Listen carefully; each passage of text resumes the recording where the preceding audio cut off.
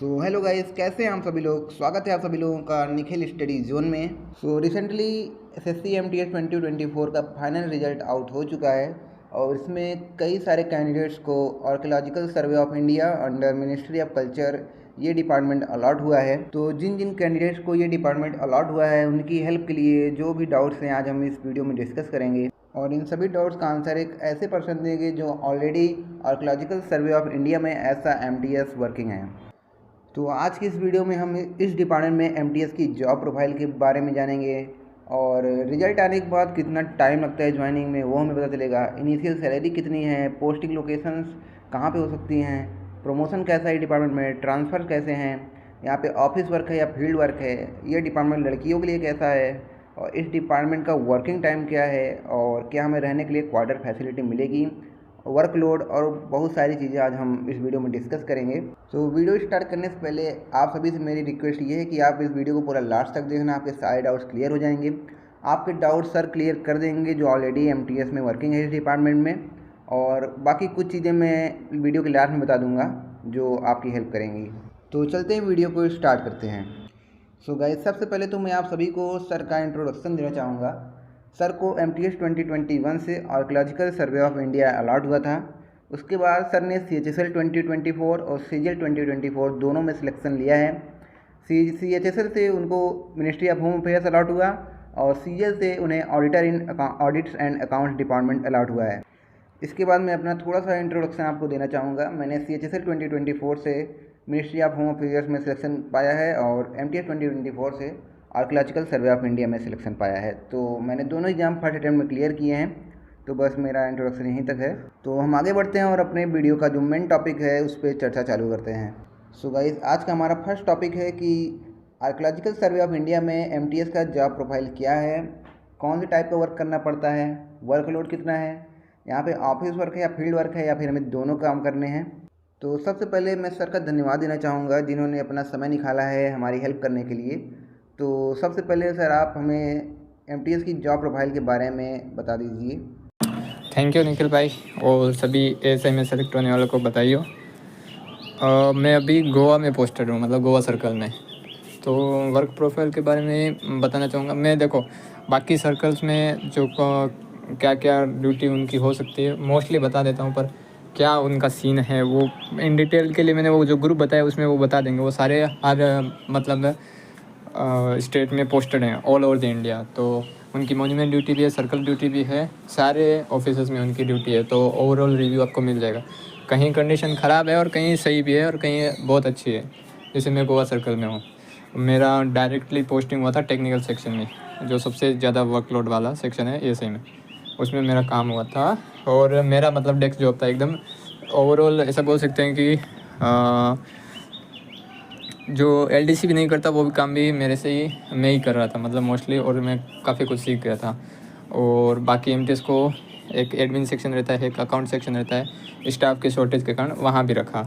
और बाकी एमटीएस को मॉन्यूमेंट ड्यूटी देती क्योंकि ऑफिस में इतना पोस्ट नहीं है कि सबको ऑफिस में रखते हैं, और कुछ को म्यूज़ियम में भी भेजते हैं। म्यूज़ियम की ड्यूटी थोड़ी हार्ड है क्योंकि उसमें आपको मतलब ऐसे म्यूज़ियम में नज़र रखना रहता है टूरिस्ट पे कि कोई चीज़ को डिसफेसिंग तो नहीं कर रहा, कुछ नुकसान तो नहीं पहुंचा रहा। तो म्यूज़ियम की ड्यूटी थोड़ी हार्ड है। मतलब उसका सबसे बेस्ट है कि टाइमिंग सही है, 9 to 5 फिक्स। अब जैसे मैं मेरा बताता हूँ, मैं टेक्निकल सेक्शन में, तो मेरा मोस्टली डेस्क जॉब था पूरा। और कभी कुछ जैसे कि किसी जो मॉन्यूमेंट होता है उसके आसपास अगर कोई कंस्ट्रक्शन हो रहा है, कुछ काम करवाना हो तो एनओसी के लिए, इंस्पेक्शन के लिए जाते थे हम। एक्सक्वेशन होता था तो उसके लिए जाते थे, और आरटीआई वगैरह हम ही देखते थे। एडमिन सेक्शन में जो है वो एडमिन सेक्शन में इंक्रीमेंट देखता है, और जो अटेंडेंस रजिस्टर्स वगैरह जो बाकी फाइलिंग वाला काम है वो एडमिन सेक्शन वाले देखते हैं। अकाउंट सेक्शन वाले सैलरी वगैरह बनाते हैं, वो उसमें ड्यूटी रहती है। और जो मॉन्यूमेंट पे ड्यूटी है उसका कुछ नहीं, अगर लेस नॉन मॉन्यूमेंट है, मतलब विजिटर्स ज़्यादा नहीं आते तो खाली रहता है, बस मॉन्यूमेंट की ड्यूटी है, ध्यान रखो। और अगर ज़्यादा हाई फाई मॉन्यूमेंट है, बहुत क्राउड रहता है तो थोड़ा एक्टिव हो जाता है, वो भी फिक्स ड्यूटी है 9 to 5। ऑफिस में आपका टाइमिंग थोड़ा ऊपर, ऑफिस वर्क भी करना पड़ेगा, फील्ड वर्क भी करना पड़ेगा। फील्ड वर्क में बोले तो मॉन्यूमेंट्स पे जाना होगा आपको, मॉन्यूमेंट्स पे ड्यूटी लगेगी आपको, वहाँ ध्यान रखना होगा कि कोई गलत तो नहीं कर रहा, वहाँ कुछ मॉन्यूमेंट्स को नुकसान तो नहीं पहुँचा रहा। और अगर किसी को साइट इंस्पेक्शन के लिए जाना है तो आपको सीनियर के साथ जाना होगा, वहाँ साइट इंस्पेक्शन करना होगा अगर कोई इलीगल कंस्ट्रक्शन कर रहा है। सो गाइस चलते हैं इस वीडियो के दूसरे पॉइंट पे। तो सर कैंडिडेट्स का एक डाउट ये है कि रिजल्ट आने के बाद इस डिपार्टमेंट में ज्वाइनिंग में कितना समय लगता है, तो इसके बारे में आप थोड़ा बता दीजिए। लास्ट बैच आया था 2021 MTS से, तो उसमें हमारा फरवरी में DV हुआ था SSC हेडक्वार्टर्स में, और हमारा मार्च में आ गया था फाइनल रिज़ल्ट। और मार्च में फाइनल रिज़ल्ट आया तो अप्रैल एंड तक मेरे को मिल गया था मेरा क्या बोलते हैं ज्वाइनिंग लेटर कि हमको यहाँ सर्कल में ज्वाइन करना है। और मैंने 1 महीने का टाइम मिला था हमको, और जून या जुलाई में मैंने ज्वाइन कर लिया था। तो मोस्टली इस बार भी यही प्रोसेस रहेगा, क्योंकि 2018 में भी इतना ही टाइम लगा था रिज़ल्ट के बाद। अभी मतलब अभी रिज़ल्ट है तो 1-2 महीने के अंदर सबको ज्वाइन करवा देंगे।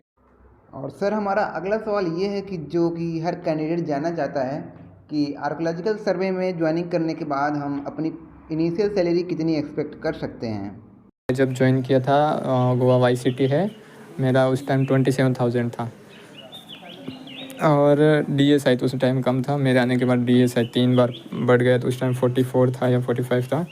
तो मेरा अभी net in hand after 1.5 years 30,500 कुछ आ रहा है, मतलब आफ्टर इंक्रीमेंट और DA, और एक इंक्रीमेंट लग चुका है, और टोटल DA मिला के अभी जो आएंगे उसका सैलरी मोस्ट प्रोबेबली 29,000 प्लस रहेगा अगर YCT में पोस्टेड है। एक सिटी में और 2-3 हज़ार ऐड कर लो।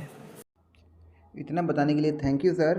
अब चलते हैं अपने नेक्स्ट डाउट की तरफ। और कैंडिडेट्स का नेक्स्ट डाउट ये है कि यहाँ पे जो पोस्टिंग होगी उसकी लोकेशंस किस टाइप की होगी, और क्या वहाँ पे क्वार्टर फैसिलिटी अवेलेबल होगी कि नहीं होगी।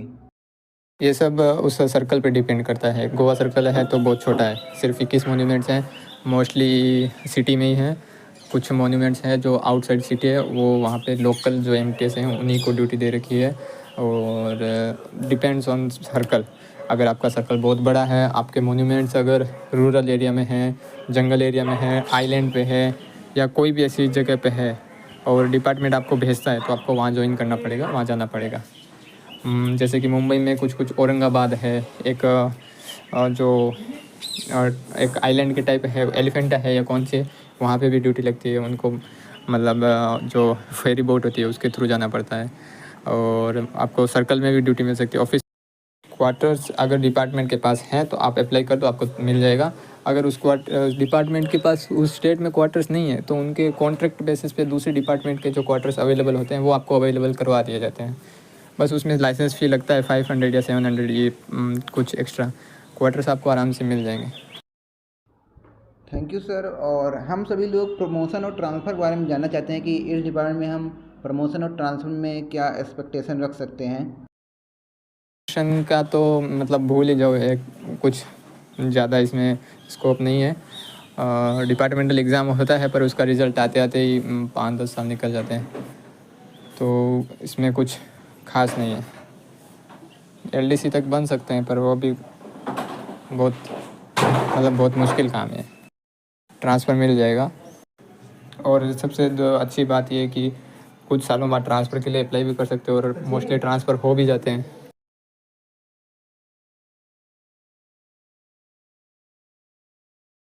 आपकी अगर एक बार ड्यूटी लग गई है, फिर ट्रांसफ़र होकर आप घर के पास चले गए, घर के पास कोई मोन्यूमेंट मिल गया, कोई चिंता नहीं है। आपका थैंक यू सर हमें इतना बताने के लिए। और आज का हमारा ये लास्ट डाउट ये है कि काफ़ी सारे गर्ल्स हमें मतलब पूछती हैं कि क्या ये डिपार्टमेंट लड़कियों के लिए सही है, वहाँ का मतलब एटमॉस्फेयर कैसा है डिपार्टमेंट का। गर्ल्स बॉयज़ कुछ नहीं, सबके लिए अच्छा है। गर्ल्स को थोड़ा मतलब हार्ड पोस्टिंग नहीं देते, उनको दूर मोन्यूमेंट्स पे नहीं भेजते हैं। मोस्टली नियरेस्ट मोन्यूमेंट जो थोड़ा पब्लिकली नोन है, रिस्क नहीं हो और आसपास हो, या फिर मोस्ट प्रोबेबली ऑफिस में ड्यूटी दे देते हैं, उनको इतनी चिंता करने की ज़रूरत नहीं है।